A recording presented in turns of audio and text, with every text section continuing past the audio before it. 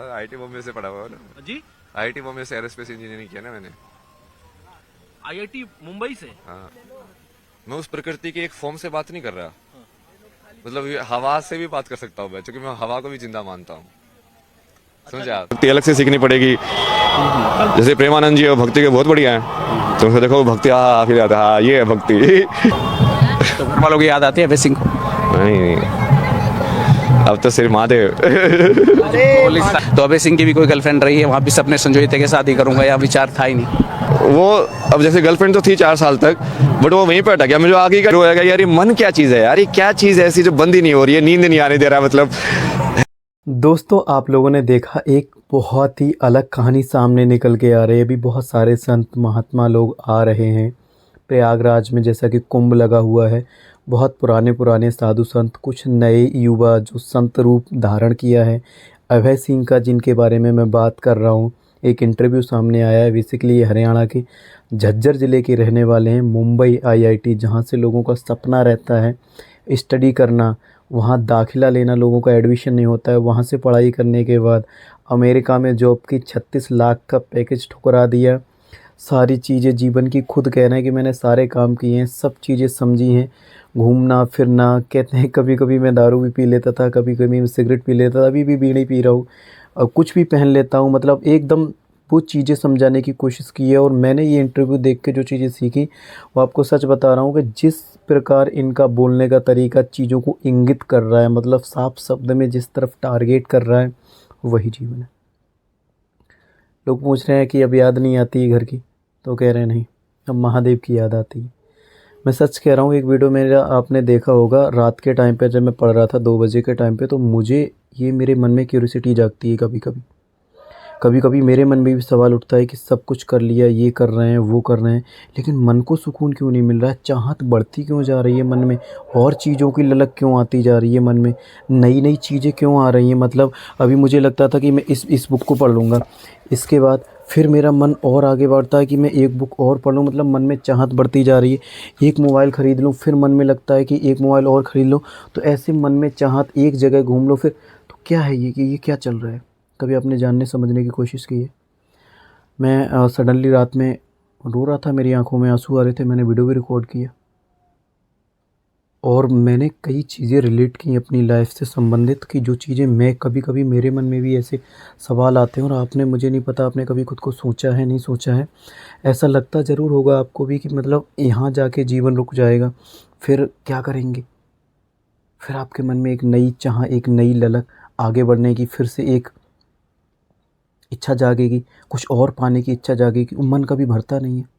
जिस तरीके से मैंने इस चैनल को बनाया, जो चीज़ें मैंने आपके मन में डाली, वो सीधा मैं समझाने की कोशिश कर रहा हूँ। जैसे इन भाई ने जो चीज़ें समझाई, न्यूज़ मीडिया वाले चैनल दिखा रहे हैं। जैसे मैं एक शब्द लेता हूँ आपके सामने, वासना, काम वासना। आप एक बार भोग लो, आप 2 बार भोग लो, आप अलग अलग स्त्रियों के साथ विलासित कर लो, मन नहीं भरेगा। फिर मन को नई चाह चाहिए, फिर मन को नई चाह चाहिए।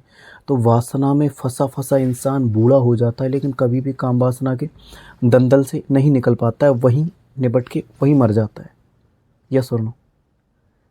मन का भी सेम वही खेल है कि मन में ना नई चीज़ें जागने की हमेशा ललक रहती है। वो हर चीज़ नई सोचने के चक्कर में रहता है, सीखने के चक्कर में रहता है। लेकिन कुछ लोगों का मन और हिसाब से काम करता है। जैसे इस चीज़ को, मेरे को ये इंटरव्यू देखने के बाद जो चीज़ें मेरे समझ में आई, वो सच में यही है कि आप सब कुछ पालो, फिर भी आपको शांति नहीं मिलेगी। अंत जो होगा वो भगवान के, ईश्वर के मार्ग पर होगा, ईश्वर की शरण में होगा। जैसे अभी स्वामी प्रेमानंद महाराज जी के आश्रम में अनुष्का शर्मा, विराट कोहली फिर से आए और कह रहे हैं बस भगवत प्राप्ति हो जाए। ऐश्वर्य की कमी है, धन की कमी है, कोई टेंशन है? कुछ नहीं, सारा कुछ है उनके पास, फिर वो क्यों भगवान की भक्ति में आ रहे हैं? और आज का यूथ, आज का जो यंग जनरेशन है, वो सोचती है कि अभी बहुत सारी मौज मस्ती कर लेते हैं, ये कर लेते हैं, वो कर लेते हैं, घूम लेते हैं, फिर लेते हैं, फिर करेंगे भगवान की भक्ति। इन्होंने बताया ना कि मैं आईआईटी मैंने पढ़ाया, फिजिक्स पढ़ाया, मैंने मैथ पढ़ाया बच्चों को, फिर मेरा मन हुआ कि मैं फ़ोटोग्राफी कर देता हूँ, है ना? घूमेंगे, ट्रैवल करेंगे, ब्लॉग बनाएंगे, ये चीज़ें करेंगे सारी।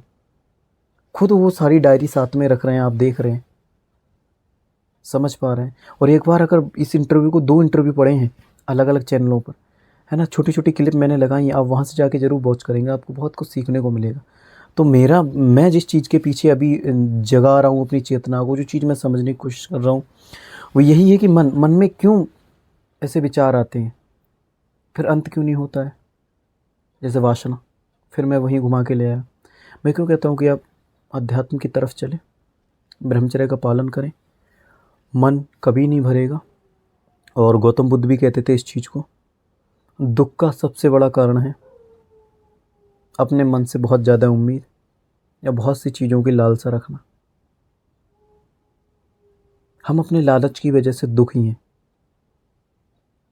जिस दिन लालच ख़त्म, उस दिन सुख जीवन में स्टार्ट हो जाएंगे। तो मैं आपसे ये नहीं कह रहा हूँ कि आप बैरागी हो जाएं, आप अध्यात्म को धारण कर लें, आप साधु संत बन जाएं, नहीं। मेरा कहने का मतलब ये, आप इन चीज़ों को जान सकते हैं, आप इन चीज़ों को सीखें, इन चीज़ों को आप समझने की कोशिश करें। और थोड़ा अगर बाहर का साउंड आ रहा होगा तो उसको प्लीज़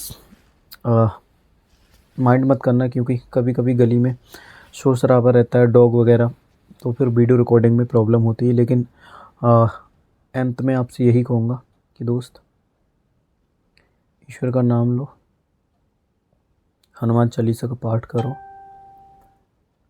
वासना से आप तभी बाहर निकल पाएंगे। ये माया जाल है, ये आपको उलझाता रहेगा नए नए देह के चक्कर में। हालांकि कुछ नहीं है। महाराज जी कहते हैं, स्वामी प्रेमानंद महाराज, हड्डी का एक खंगला है जिसमें ममाद भरा है, गंदगी भरी है ना, मूत्र द्वार है, उसके पीछे पागल हैं आप। फ़िलहाल इस वीडियो को बनाने का मतलब यही था, किसी के विचार आप तक पहुंचाना। तो सबसे पहले आप वो देखेंगे। दूसरी चीज़, आप मेरी बात पे गौर करेंगे कि आप ब्रह्मचर्य में आएंगे, वासना को छोड़ेंगे। संतान उत्पत्ति के लिए आप गृहस्थ जीवन में जा सकते हैं। कोई साधु संत महात्मा इस चीज़ को नहीं मना कर रहे हैं, लेकिन एटलीस्ट आप 0 से 25 साल की उम्र तक ब्रह्मचर्य का पालन करें, चीज़ों को जानें, चीज़ों को समझें। क्योंकि आधे से ज़्यादा लोग इसी में 22-18 साल की एज में ही नशे के आदी हो जाते हैं, उनको धोखे मिलते हैं, वो जीवन को समझ नहीं पाते हैं, बहुत सारे दुख झेलने पड़ते हैं। उन्हें लगता है बस यही है जीवन, क्योंकि ज्ञान की शुरुआत ही नहीं हुई, चीज़ों को समझने की शुरुआत ही नहीं हुई। उससे पहले आपने अपना जीवन नशे में डाल दिया, धोखे में डाल दिया, प्रेम में फंस के आपने अपने जीवन को तबाह कर लिया। प्रेम तो भगवान से होता है ना, जहाँ से कोई धोखा में नहीं मिलता। क्योंकि जब आपको दुख होता है, जब आपको दर्द होता है, तभी तो आप भगवान के पास जाते हो ना, हेल्प मांगते हो, आशीर्वाद मांगते हो, हिम्मत मांगते हो। अभी से अच्छे रास्ते पे आइए ना, हिम्मत मिलेगी, हौसला मिलेगा, माइंड पावर बढ़ेगी, विवेक शक्ति बढ़ेगी, शरीर में भी बल आएगा। क्योंकि ब्रह्मचर्य में अनंत बल हैं, मैं गिना नहीं सकता और शायद कोई नहीं गिना सकता। जय श्री राम। वीडियो अच्छा लगा हो लाइक कर देना, चैनल पे पहली बार है सब्सक्राइब जरूर कर लेना। जय श्री राम।